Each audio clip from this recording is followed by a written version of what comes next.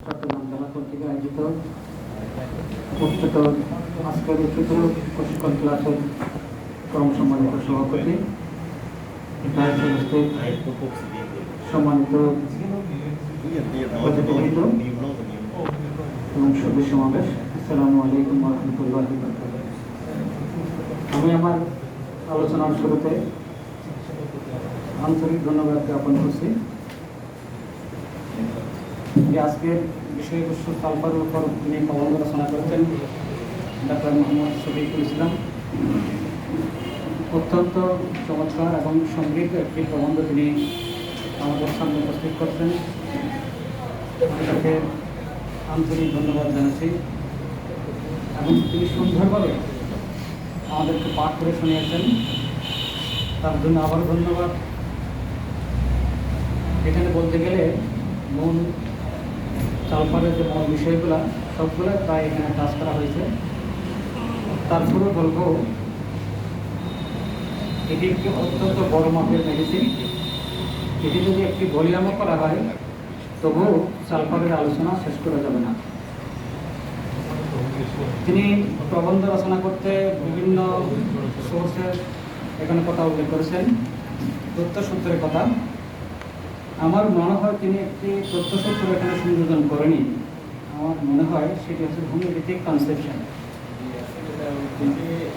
এখানে বেশ কিছু তথ্য আছে যে খুলনার যে একটা আলাউদ্দিন সাহেবের যে দুটি বিখ্যাত বই হোমিওপ্যাথিক কনসেপশন, এখান থেকে বেশ কিছু তথ্য এখানে তিনি তুলে এনেছেন। সেই কারণে এটি বেশি আরও চমৎকার হয়েছে। তার এই গুরুত্বপূর্ণ সোর্স থেকে তিনি তথ্য সংগ্রহ করার কারণে আমি একটি কথা বলবো যে একটা গ্ল্যান্স এটি একটি অত্যন্ত অনন্য সাধারণ একটি প্রবন্ধ তিনি উপস্থাপন করেন। উপস্থাপন করেন তিনি মূলত এটা সংকলন করেন। তিনি এটি কোনো কাব্য বা সাহিত্য নয় যে তিনি মন থেকে, কল্পনা থেকে, ভাব থেকে এটি কিছু লিখে এখানে আমাদের সামনে উপস্থিত করেন। বিভিন্ন সোর্স থেকে তিনি সংকলন করে আমাদের সাথে সুন্দরভাবে তিনি উপস্থাপন করেন। প্রবন্ধ উপস্থাপন করতে গেলে কিছু ক্রাইটেরিয়া আমাদেরকে মানতে হয়। যেহেতু এটি প্রবন্ধ একজন ব্যক্তি তিনি রচনা করতেছেন, কালেকশন করতেছেন, তিনার থেকে তিনার কিছু স্বকীয়তা, তিনার কিছু দৃষ্টিভঙ্গি, তিনার কিছু বিষয় এখানে যুক্ত থাকে। আমি একটি বই থেকে হুবহু দিয়ে এখানে সংকলন করি। এখানে বিভিন্ন রাইটাররা বিভিন্ন অ্যাঙ্গেলে তারা বই রচনা করেছেন, লিখেছেন।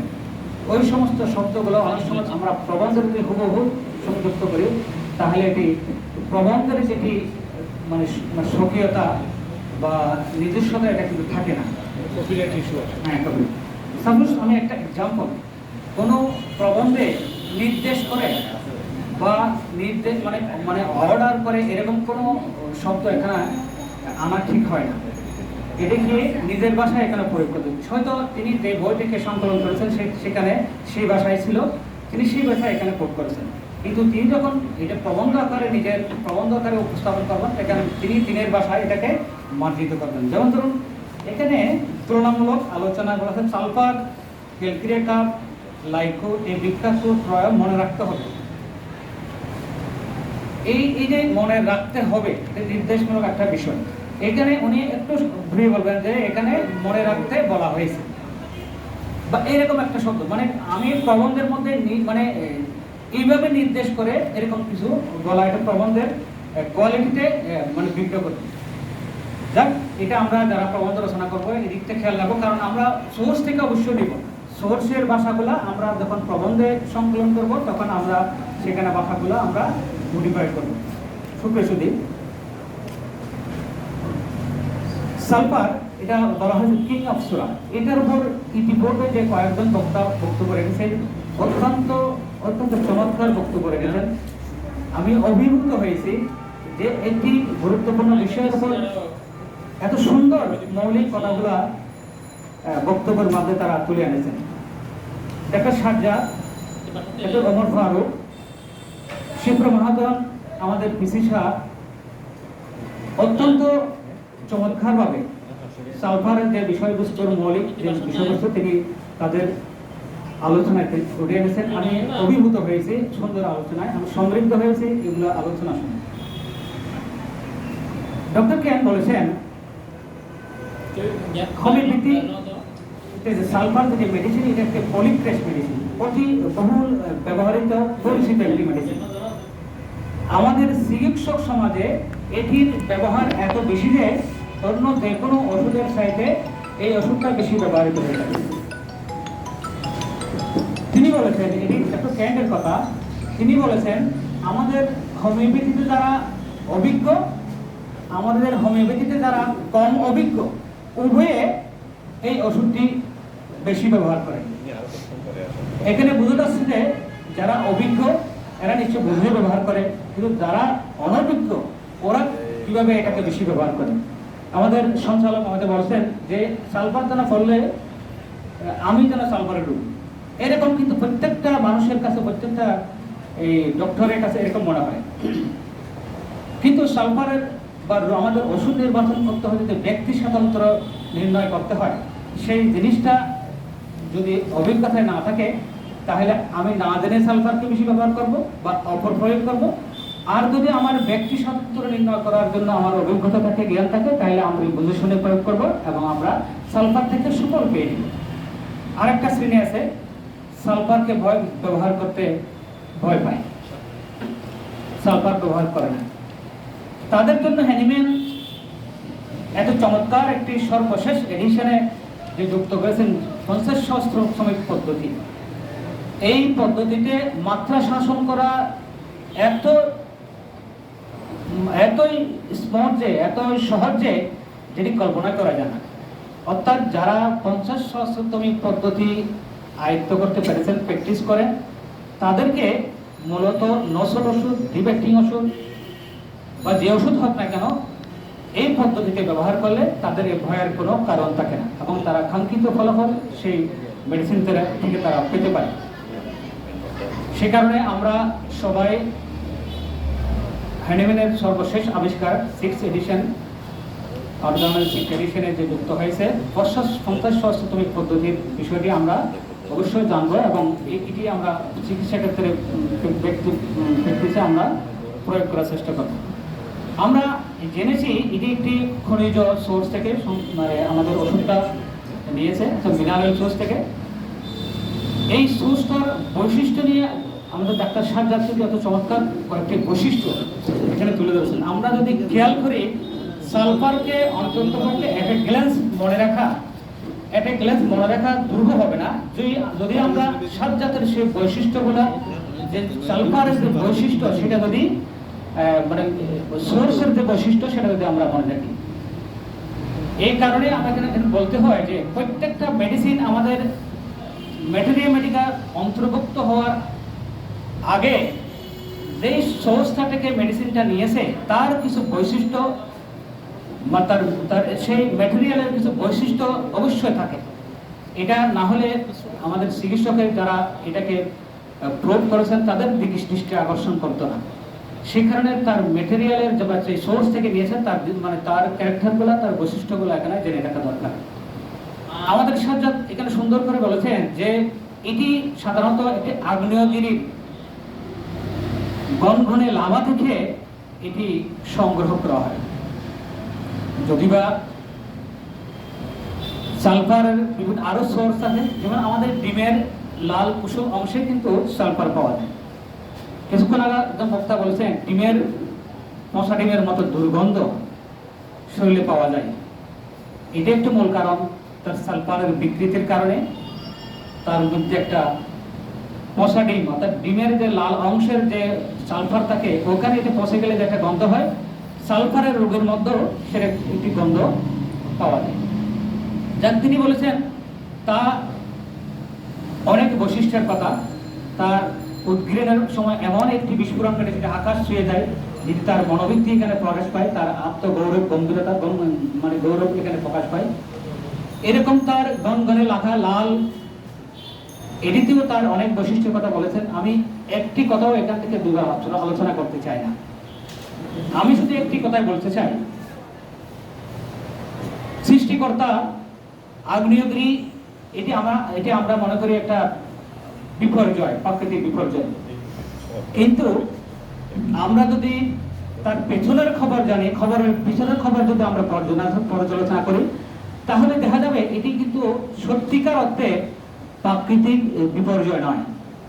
অর্থাৎ পৃথিবীর যে মাটির গর্ভে যে মানে আমাদের আগ্নেয়গিরি সুপ্ত অবস্থায় ছিল, সেটি পৃথিবী বিস্ফোরণ ঘটিয়ে বাইরে তার বিস্ফোরণ ঘটিয়ে বের করে আউটার সারফেসে ছড়িয়ে দিয়ে সে পৃথিবীর ভারসাম্য মূলত তিনি সৃষ্টি করতে চেয়েছেন। অর্থাৎ এটিকে আমরা যদি দূরদর্শী চিন্তা থেকে এবং আমরা প্রাকৃতিক বিপর্যয় চিন্তা না করে পিছনের দিকে চিন্তা করি, তাহলে দেখা যাবে এটি মানুষের কল্যাণের জন্য আল্লাহ তাআলা এই আগ্নেয়গিরিটি বিস্ফোরণ করিয়ে পৃথিবীর একটা ভারসাম্য রক্ষা করেছেন।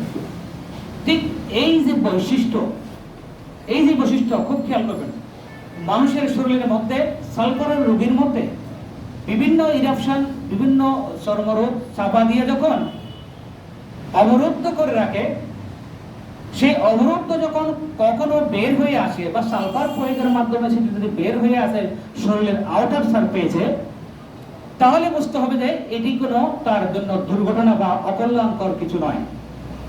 এটিও তেমনি প্রাকৃতিক আগ্নেয়গিরির মতো পৃথিবীকে যেমন সে ভারসাম্য আনার জন্য সেটি বিস্ফোরিত হয়ে আউটার সারফেসে ছড়িয়ে পড়েছে, ঠিক মানব শরীরের মানে অভ্যন্তরীণ যে সমস্ত সুপ্ত চর্মরোগের যে মানে বাষ্প যে দোষগুলো শরীরের স্কিন সারফেসের উপর ছড়িয়ে পড়ে বা উঠে গিয়ে মানুষের স্বাস্থ্যের একটা ভারসাম্য রক্ষা করার জন্য একটি সুন্দর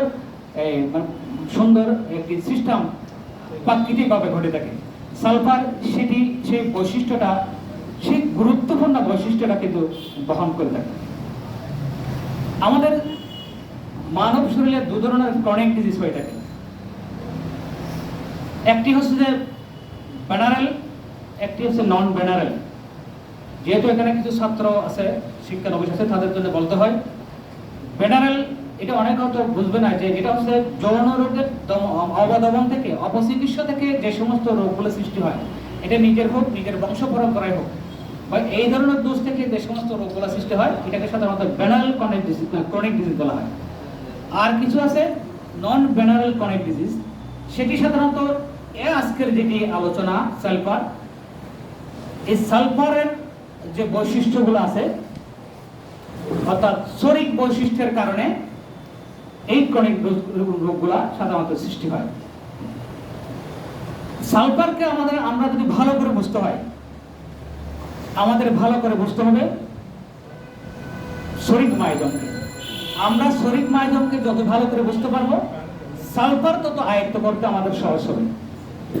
সেজন্য বলা হয়েছে হোমিওপ্যাথিতে আগে রোগ সম্পর্কে জ্ঞান অর্জন করতে হবে, তারপর ওষুধ সম্পর্কে জ্ঞান। কিন্তু এই কথাটা কিন্তু আমাদের বিভিন্নভাবে অপব্যাখ্যা হয়ে থাকে। রোগ সম্পর্কে জ্ঞান বলতে আমাদের যে প্যাথোলজিক্যাল যে অ্যাডভান্স কন্ডিশন, যে ডায়াবেটিক, প্রেশার, এইগুলোকে রোগ বলা হয় না হোমিওপ্যাথির কনসেপশনে। রোগ হচ্ছে মাইজমকে, অ্যানিম্যান বলেছেন মাইজম সম্পর্কে আগে জ্ঞান অর্জন করতে হবে, তাহলে আপনি রোগ সম্পর্কে তাহলে আপনি মেডিসিন সম্পর্কে জানতে পারবেন এবং অধিকার পাবেন। এরকম ভাবে বলছেন, আপনি রোগ সম্পর্কে যদি জানার পরে আপনি মেডিসিন সম্পর্কে জানার অধিকার পাবেন, এরকম বলেছেন। এটা তো অত্যন্ত কঠোরভাবে বলেছেন। অর্থাৎ আজকের প্রেক্ষাপটে আজকে যদি আমি শরীর মাইজমকে যদি আমরা সঠিকভাবে আয়ত্ত করতে পারি, তাহলে আমরা সালফারকে আমরা সহজে আয়ত্ত করতে পারবো। তো সালফারের অনেক ক্যারেক্টারের মধ্যে অতি পরিচিত যেটা অত্যন্ত নোংরা, এই যে একটা অবস্থা সালফারের কথা, এটা বারে কথা বিভিন্ন বক্তার মধ্যে আসছে, প্রবন্ধকার চলতেছে। তাহলে আমাদের পূর্বকার বক্তাও বলছেন, তাহলে কি সালফার রোগীরা শুধু আমরা বস্তি বা পথে ঘাটে মানে আমাদের লো কাস্ট শ্রেণীদের মধ্যে পাবো না, এটি আমাদের সর্বশ্রেণীর মধ্যে থাকতে পারে? আসলে সালফার যদি সূক্ষ্মদর্শী আপনি পর্যবেক্ষক পর্যবেক্ষণ ক্ষমতা থাকে, তাহলে আপনি এই সালফার রোগীরা আপনার এই যে একেবারে বস্তি কলোনি থেকে শুরু করে এলিট অর্থাৎ সমাজের সর্বোচ্চ আধুনিক সমাজেও এই রোগীটা আপনি পাবেন।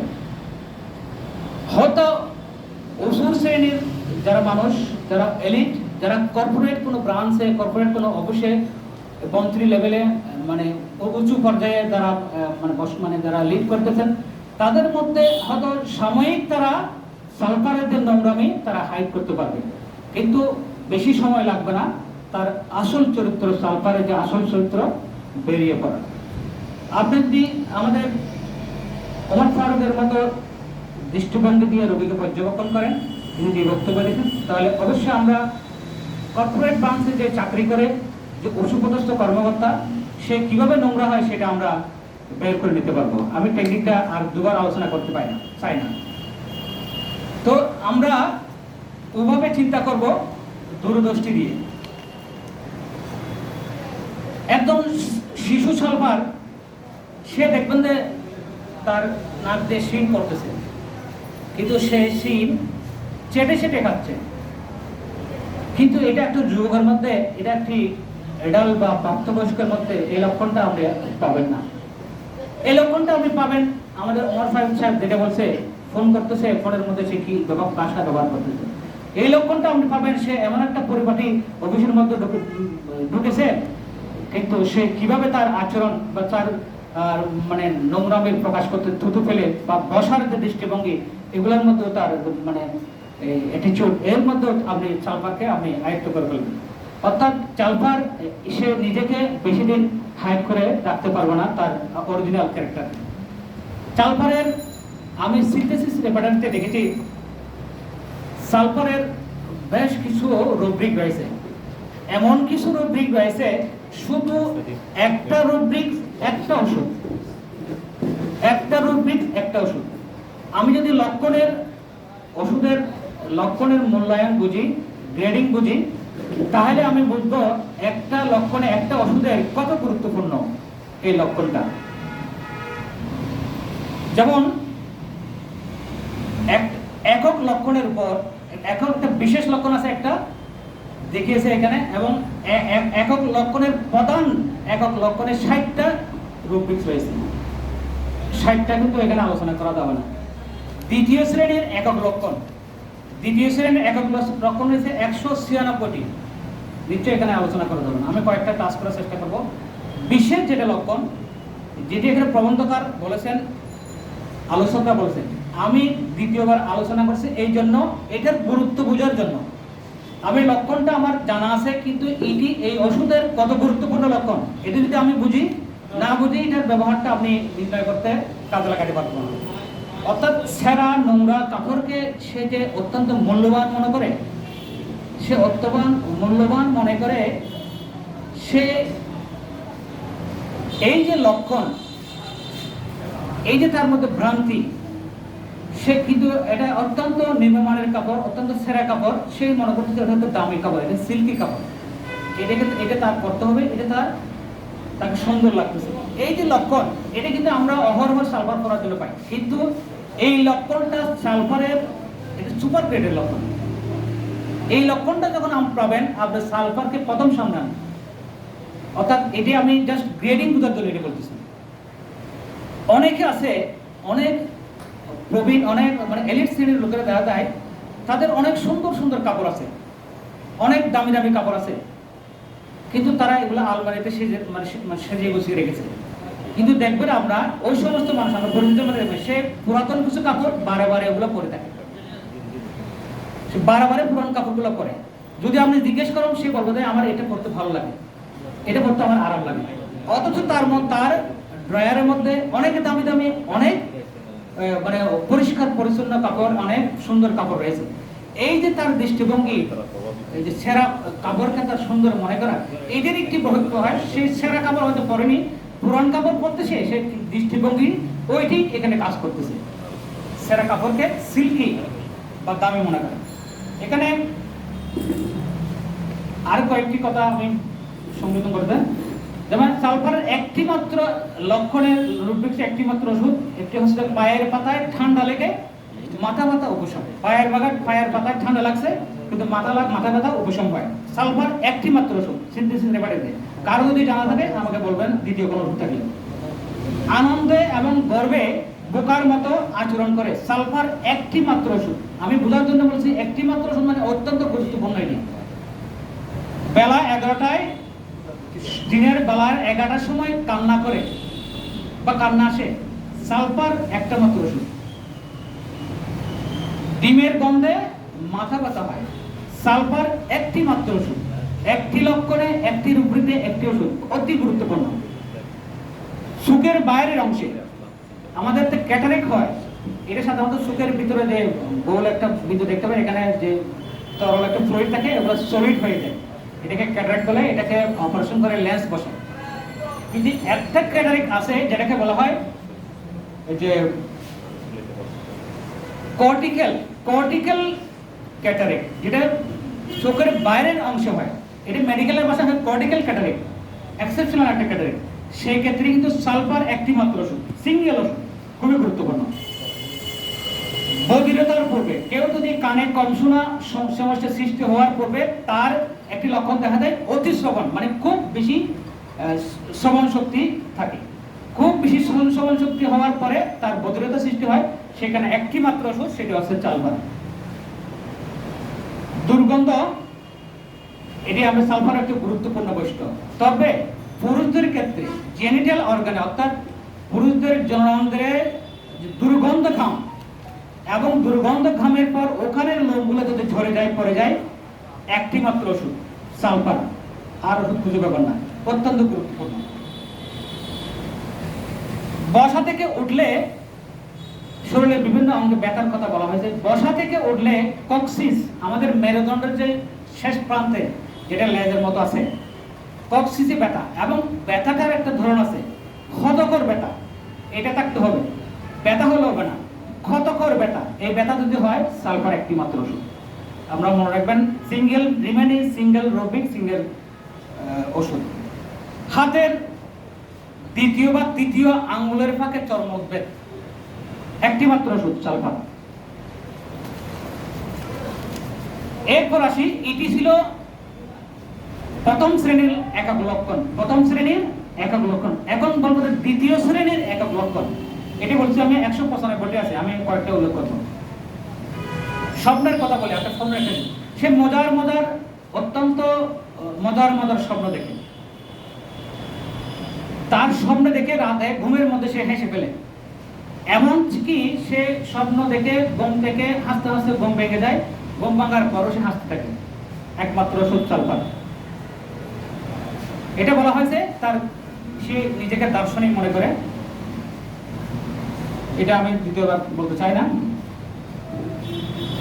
খাওয়ার সময়, আহার করার সময় কান বন্ধ অনুভব হয়, একটি মাত্র ওষুধ সালফার। আহারের সময় কানে ঘন্টার মতো একটি সাউন্ড হয়, ঘন্টি মারার মতো একটি সাউন্ড হয়, সালফার একটি মাত্র ওষুধ। মুখে বিভিন্ন ধরনের স্বাদ আছে, বিভিন্ন ওষুধ আছে। মুখে স্পেশালি বাঁধাকপির স্বাদ যদি লাগে, সেটি সালফার একটি মাত্র ওষুধ। গরম কিছুকে যখন হাতে স্পর্শ করা হয়, তখন পায়ের পাতায় শীতল বোধ করে, একটি মাত্র ওষুধ সালফার। আমাদের যে থাই গরু আছে, সামনের অংশে গরম, পিছনে শীতল ঠান্ডা, এটি একটি মাত্র ওষুধ সালফার। মল ত্যাগের পর শুধুমাত্র হাত ঘামবে, একটি মাত্র ওষুধ সালফার। খিচুনির পূর্বে ঘুমে আচ্ছন্ন হয়ে পড়বে, সে যখন কনভালশন হবে, তার যখন ইপিলিপসি হয়, তার আগে এই সিমটমটা যখন দেখা দেবে, ঘুমে আচ্ছন্ন হয়ে পড়া, তাহলে আপনার সালফারকে একটি মাত্র ওষুধ আপনি পাবেন। 10টা থেকে 7টা, সকাল 10টা থেকে 7টা, আমরা জানি সালফার গরম কথার ওষুধ। 10টা থেকে 7টা সালফার রোগীর শীতবোধ অনুভব হয়, সিলিনেস। এটি সালফারের যে বিভিন্ন ক্যারেক্টারের কথা বলা হয়েছে, এটি গুরুত্বপূর্ণ একটি ক্যারেক্টার এখানে আছে। বলা হয়েছে যে সালফারের রোগীরা সাধারণত রাজনীতিবিদ হয়। এটি কিন্তু মানে নর্মাল কোনো বইয়ের থেকে তথ্য নয়, সিনথেসিস ল্যাবরেটরিতে এটা রুব্রিক্স আকারে তিনি এনেছেন। তো আমি চিন্তা করলাম সালফার এত নোংরা মানুষ, তিনি এটাকে কিভাবে রাজনীতিবিদদের কাতারে নিয়ে আসছেন, সালফারকে এটা কিভাবে বুঝছেন? এতক্ষণ আলোচনায় আমরা নিশ্চয়ই এটা বুঝতে পারছি সালফারের চরিত্রের মধ্যে বৈপরীত্য আছে। সে তার জন্য ভালো গুণ রয়েছে, মানুষের জন্য কাজ করার প্রবন্ধকারকে বলেছেন সে অত্যন্ত পরিশ্রমী হয়, সে অত্যন্ত সৃজনশীল হয়। আবার পরে বলেছেন সে অত্যন্ত অলস, সে অত্যন্ত নির্বোধ হয়ে থাকে। অর্থাৎ এর বিপরীত ক্যারেক্টার রয়েছে। এটি মানুষের ধাপে ধাপে প্রকাশিত হয় বিভিন্ন মানে সার্টিন কজের উপর নির্ভর করে। অর্থাৎ এই রাজনীতিবিদদের জন্য এটা রুব্রিক্সটা এখানে সেকেন্ড গ্রেড একটি একক লক্ষণ হিসেবে সিনথেসিস ল্যাবরেটরিতে অন্তর্ভুক্ত করছেন। সালফারের আরেকটি লক্ষণ হচ্ছে পিরিয়ডিক, নির্দিষ্ট টাইমে রোগাক্রান্ত হওয়া। তবে মাথা ব্যথার জন্য বলেছেন প্রতি সপ্তাহে, আরো স্পষ্ট করে বলেছেন প্রতি বন্ধের দিনে মাথা ব্যথা হয়। সালফার একটি মাত্র ওষুধ। ধন্যবাদ সবাইকে। আসসালামু আলাইকুম।